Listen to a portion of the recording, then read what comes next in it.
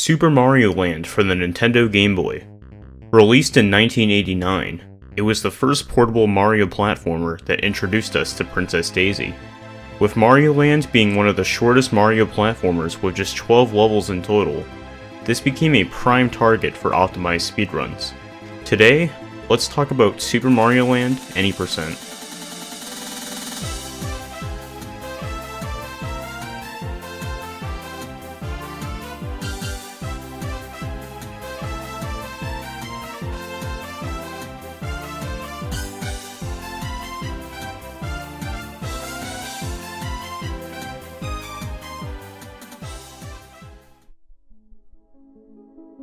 Unlike many other Mario games, this game doesn't seem to have nearly as much of a world record history.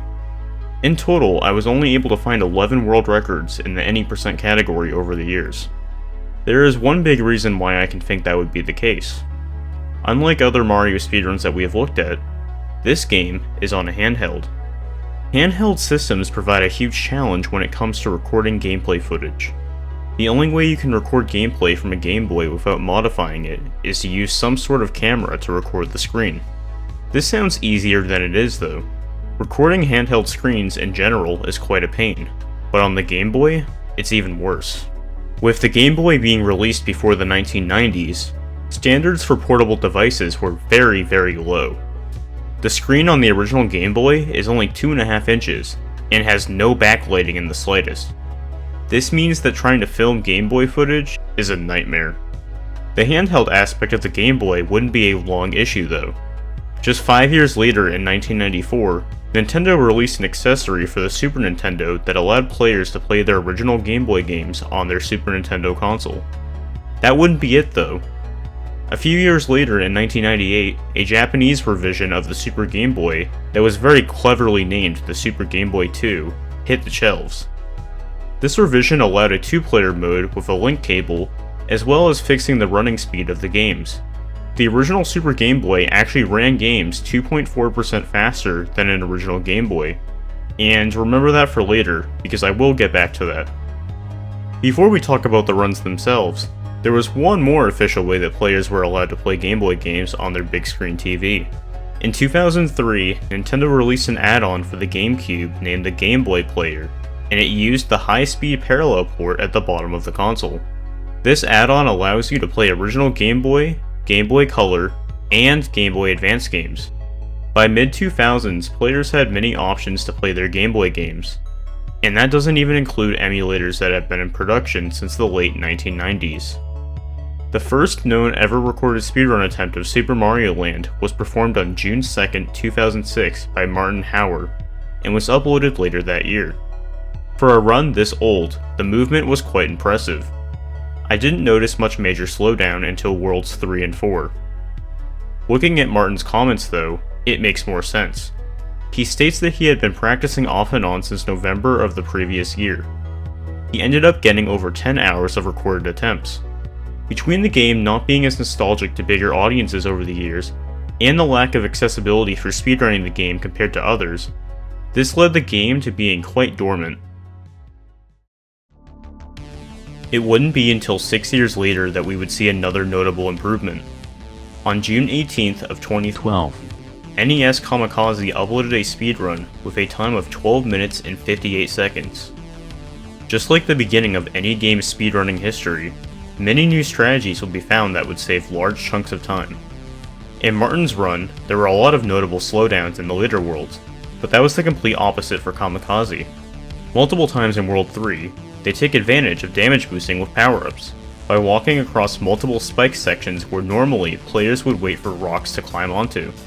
This takes advantage of a concept known as iframes, or invincibility frames. Generally in video games, you get a certain period of invincibility right after you take damage.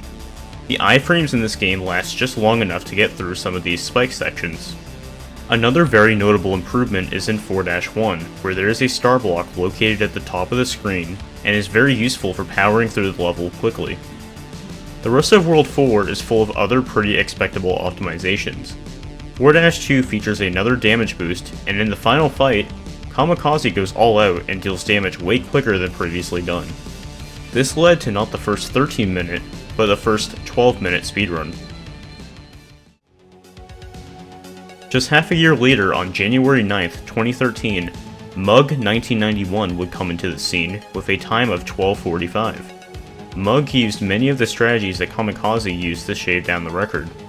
Mug had slightly better execution in different places, which brought the time down quite a bit. Over the years, a few people noticed that Mug's footage seemed to be running at a slightly faster speed. They were running on a Game Boy player though, so clearly that wasn't the issue. It wasn't until early 2017 that it was concluded that Mug's video encoding was simply messed up. By paying attention to the in-game timer and taking note of other people's runs, Mug's recording was found to be running consistently throughout the run 0.8% faster than expected. This also leads me back to the original Super Game Boy. The original Super Game Boy actually ran 2.4% faster than an actual Game Boy. This error was fixed in the Japanese-only revision that we talked about earlier. To allow players to run on the Super Game Boy though, any player that runs on that platform can do some simple multiplication and get an accurate time. Quite similar to what had to be done for Mug's run. Anyways, back to Mug. With simple math, the correct time was found to be a very low 12:51. A 7-second improvement made a lot more sense than previously thought after you analyze the runs back to back. Mug's reign wouldn't last for that long though. Exactly a month later, on February 9th, Japanese Mario speedrunner ZZZPC would just edge out Mug by getting a 12:48. I wish I could stop going so fast, but I kind of have to, because not even a month after that, on March 3rd, another player by the name of TheTycon would completely smash the competition by pulling out a 12:36 time. Watching back this run, it's quite impressive. It feels like they never slow down throughout the entire 12 minutes. This run felt like one of the first really clean runs, and I guess a lot of other people agreed. This record would stand for over 3 years without anybody trying to touch it. This for sure couldn't be the end. As it always seems to be, there are always hidden time saves or routes that no one realizes. When would this record get beaten? After 3 years of silence, somebody finally picked up the torch. On June 4th, 2016, callumbal would lower the record by 4 seconds with a 12:32. That wasn't enough for him though, because just 2 days later, he would lower the record by the same amount again with a 12:28 time. How did the time get lowered so dramatically? Besides slowing down a lot less with riskier movements, there are a couple other things to note. In callumbal's runs, you will see that towards the end of 2-3, Mario seems to disappear off the left side of the screen and the level is instantly beaten. By holding left while being pushed off the side of the screen in an autoscroller, you can wrap Mario around to the other side. By letting go of left before reappearing on the right side of the screen, you can stay there for as long as you want until a wall gets in your way. This works perfectly with beating the end of this autoscroller. An interesting note is that only version 1.0 of this game allows this trick, as future versions patch this out. Another thing to note is the bonus games at the end of the first 3 worlds. These bonus games are completely random. These bonus games will give you a prize of either a certain amount of lives or a fire flower. There are different chances of getting different kinds of mini-games. Thanks to Larvistar, who is currently 4th place in the category, I was able to get more insights into the chances of the bonus game. They talked to the person who had been responsible for making practice ROMs for the Super Mario Land speedrunning community. They made a bot that entered the bonus game around 3,000 times, and they recorded the results. Here are those results on screen. The first 4 on this list are when Mario simply runs right and collects the prize. The bottom 4 are when Mario has to climb a ladder and then collect the prize. As you can see, the most common prize, whether you get a ladder or not, is a fire flower. After looking at these chances, you may be wondering, well, what is actually optimal in this run? Callum made a FAQ about his run, and stated what the best RNG for each bonus game was. In World 1, you want to win 1 life because it takes the least amount of time to count down in the bonus game screen. This alone is annoying because that is only a 10% chance. In World 2, winning a fire flower is optimal because at this point you are already Big Mario when entering the bonus game. This means that when you grab the power-up, you don't have to waste time watching the animation. This ends up being faster than collecting lives. In World 3, winning another fire flower is optimal. When finishing World 3, You don't have a power-up, and you need the Fire Flower in order to have a faster beginning in 4-1 by quickly fire killing a few enemies. There is also another minor factor to worry about. In the Daisy cutscenes, there are enemies that take either 3 or 4 times to bounce off the screen. It's about a 50-50 chance what the enemies will do. If you get an extra enemy bounce, you will lose about a fifth of a second. That may not sound like much, but it becomes a bigger issue the more and more times are improved. Back to the bonus games. At least the 2 Fire Flowers are easier to get. Getting a ladder though costs roughly half a second, which is crucial with how tight the run is getting. On top of that, if you get one of the other prizes, you can lose upwards of a second if you collect 3 lives for example. It's not impossible to get a great time with a ladder, but every time save helps. In Callum's 1228, he got a life in World 1, 2 lives in World 2, and a Fire Flower in World 3. This means that the only non-optimal bonus game in this run was in World 2. This was a decent improvement because in his 1232, his only optimal bonus game was in World 3. This is why if you pay attention to the run splits, sometimes less than a second is either lost or saved. At this point, these optimal bonus games were going to be required to lower the record even further. The actual movement in each level was getting tighter and tighter. I mean, just look at 2-1 for example. It's scary, but also quite impressive how quickly the enemies are avoided while not taking damage. Understandably, the progress in this game seemed to come to another halt. Clearly there were bits of time to save, it was just simply a matter of time of when somebody wanted to do it. After many months and a new year starting, on March 23, 2017, callumbal would finally return and beat his time by a solid second with a 1227. In terms of bonus game luck, he lost a bit of time after World 1 by getting a Fire Flower. He got 2 lives in World 2, but that didn't cost any time at all because his previous run also got that, and in World 3 he got the right luck and received another Fire Flower. This run had slightly faster movement in both 3-3 and 4-2 as well. This ultimately saved enough to get a very low 1227 time. Over a span of 9 months, Callum improved the record by 9 seconds. Quite impressive for just one person. Don't think that that's the end of Callum though. Just 2 months later, on May 18th, Callum would beat his time yet again with a 1225.637. This was his first record with perfect bonus game luck. This means that he got 1 life, then got a Fire Flower in the following 2 games. This saved him over a second alone, but that's not the only difference in this run. This run had a slightly faster 2-3 ending when using the screen wrap glitch. He also squeezed out an extra in-game second in 3-3, lost a bit of time in 4-1 with a slower star grab, saved another in-game second in 4-2, and had just as good of a performance in the end of 4-3. This was enough to lower the time by roughly a second and a half. What was left to do with this record? Well, Callum did note a few tiny time saves that could be added. First, he states that he could save half a second in 2-1 if he goes for a less consistent jump through the fish. Secondly, in 3-2, he can save about half a second with a perfect jump off the beginning pipe.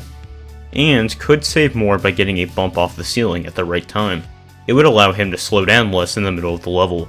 He also said that he could save upwards of a second and a half by having a better bonus game in both Worlds 2 and 3, as well as better execution in 4-1. You may be asking, but didn't he already get the best item in the bonus game? How could it be better? Well, if you remember what we talked about earlier, if Mario has to climb down a ladder, it's slower than just having him run straight forward. Obviously in this situation it was the fastest because the ladder path has a Fire Flower. What is ideal here is having the bonus game with no ladder, and having the Fire Flower on the same row as Mario. Besides this, he said that there were obvious frames of time save here and there. He said frames could mainly be saved by brushing against walls less, and having a faster mash for the final boss kill. At this point, even a second of time save would be huge.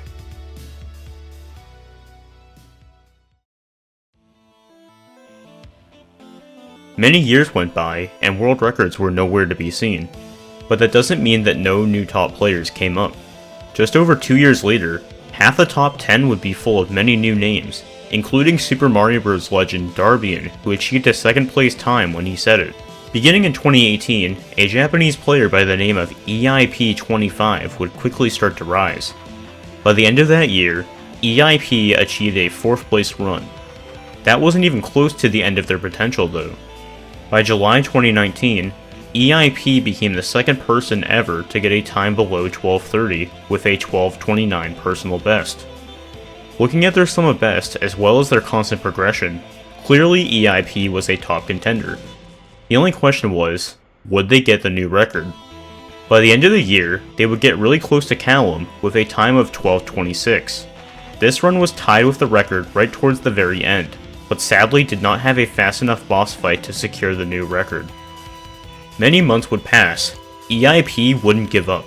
With over 4,000 attempts since his last personal best, on April 25th, 2020, EIP would become the new world record holder of Super Mario Land any percent with a time of 12:25.052, shaving over half a second, as well as nearly reaching a new second barrier. Going into the run, EIP saved a lot of time in bonus games. This was the first record to have perfect bonus game luck.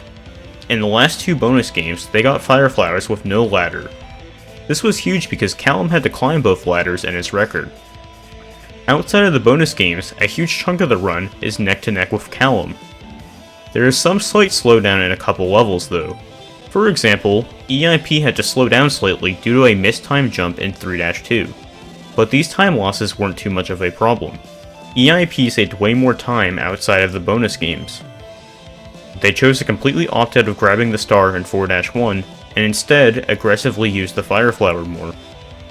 This is huge because you don't have to slow down to grab the power-up, and this ultimately saved 4 in-game seconds. Even though he had some time lost in World 4, it was still enough to beat the new world record by nearly 600 milliseconds. Japan finally became the top of Super Mario Land. EIP had a long road to the top, but it was finally done. This isn't the end of this story though.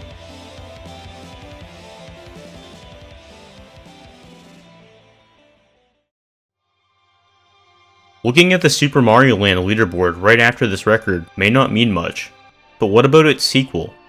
Now, I'll be talking about Super Mario Land 2 sooner or later, but right now I just want to talk about one specific player, and that specific player's name is Adam Ferrari 64. Adam over the past couple of years has dipped his toes into many different runs, including Super Monkey Ball and Super Mario 64. To this day, he still has records in some of the games that he previously ran. Starting in mid-2020 though, Adam decided to take his skills to Super Mario Land 2, and within a few months achieved the new world record in the any percent glitchless category. Adam is quite a quick learner, and decided to transfer his skills just as quickly to the original Super Mario Land, and would ultimately become the king of any percent on November 22nd, 2020 with a time of 12:24.467.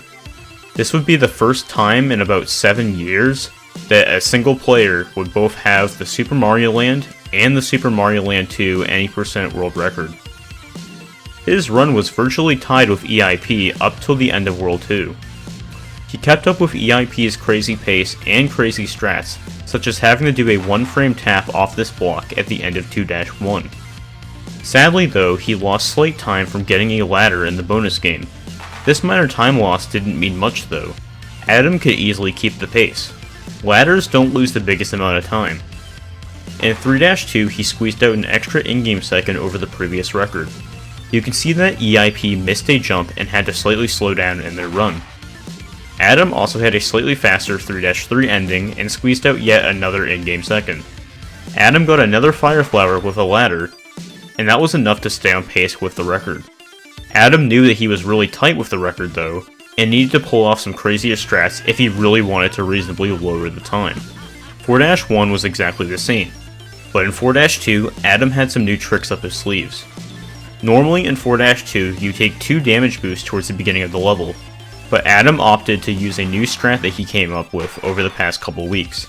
He decided to completely avoid grabbing another power-up, which means that he only did 1 damage boost instead. This required him to do a very tight jump over this plant, which was only a window of around 2 to 3 frames.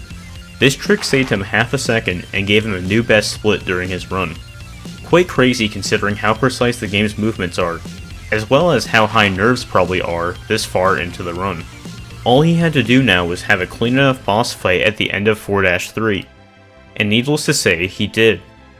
Over 14 years later, just over 2 minutes were saved in Super Mario Land. The game may not have as long of a history as others, but it's fair to argue that it's very detailed. With the game getting tighter and tighter, there is barely any time to save.